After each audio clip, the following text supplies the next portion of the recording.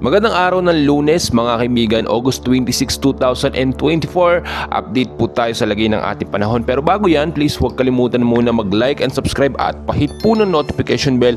Sobrang importante po niyan. Maraming salamat po. Mga kaibigan, patuloy po nating minomonitor at binabantayan ito pong tropical cyclone sa labas po ng Philippine Area of Responsibility. Typhoon Shanshan po na may lokasyon po ngayon na 1,725 kilometers northeast of extreme northern Luzon mga kaibigan, na ang hangin po ngayon ay pumalo na po mga kaibigan sa 140 kilometers per hour. Malapit pa rin po sa sentro na may bugso pong pumapalo sa 170 kilometers per hour. Pa northwestward po ang kilos sa bilis po na 30 kilometers per hour. So mga kaibigan, kahit po ito ay nasa labas ng ating bansa mga kaibigan, itong si Typhoon Shanshan ay meron po itong mahinang epekto sa ating bansa. Ano ang epekto nito mga kaibigan? Pinapalakas po nito eto nga pong hanging habagat or southwest monsoon na siya naman po nakakaapekto mga kaibigan sa ilang bahagi po ng South Luzon, Visayas at Mindanao.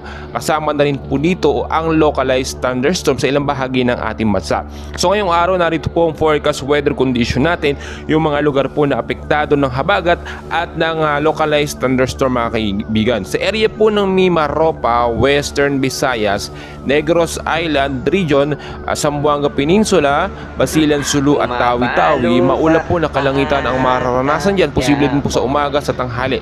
Pero expected po natin yan sa hapon, maulap. Pagdating sa gabi, meron po mga isolated light rains and heavy rainfalls po ang ating aasahan. So ngayon pa lamang po pinag-iingat na yung mababang lugar sa Metro Manila na madalas pong binabaha at yung mga mountainous area, yung mga matataas na lugar sa banta naman po ng landslide, dahil nakita naman natin madalas sa hapon at sa gabi may mga bugso po o bigla ang pag-uulan dahil po sa banta ng hanging habagat na pinapalakas po nitong si Typhoon Shanshan na nasa labas naman ng PAR. Sa area naman ng Metro Manila mga kaibigan, kasama na rin po nito ang ilang bahagi ng ating bansa ay patuloy pa rin po makakaranas ng cloudy skies. May mga isolated light rains, mahina hanggang sa malakas sa pag-ulan din na mararanasan pagdating sa gabi, dahil naman po yan sa localized thunderstorm. Mga kaibigan, ngayon pa lamang mag-ingat po yung mababang lugar. Lagi po natin pinapaalala yan sa posibleng pagbabaha. Ngayon pa lang, linisin na po natin yung mga estuaryo at mga kanal na siya po nagiging main cause ng pagbabaha, at umiwas din tayo sa matataas na lugar at iwasan din yung pagputol ng mga puno at mga halaman na isang dahilan po sa pagguho or pagkakaroon po ng landslide. So balikan natin mga kaibigan, ito pong si Bagyong Shanshan na patuloy pong lumalakas ngayon.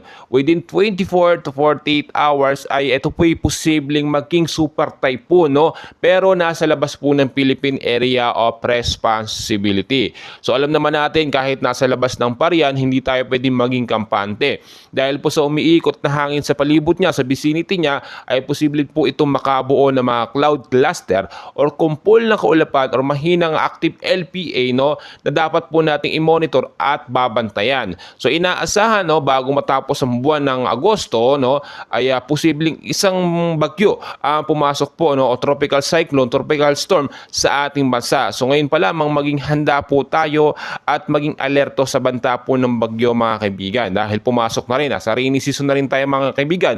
Naasahan din ngayong araw po ng Lunes ay makakaranas tayo ng mainit na panahon sa umaga, asahan sa tanghali, at pagdating ng hapon naman posible ito mag-cool down at magkaroon ng maulat na panahon, at asahan ng malawakang pag-ulan naman pagdating po sa gabi mga kaibigan. So mga kaibigan, patuloy ko po kayong i-update and maging alerto tayo at maging handa kung lalabas po kayo sa hapon at sa gabi.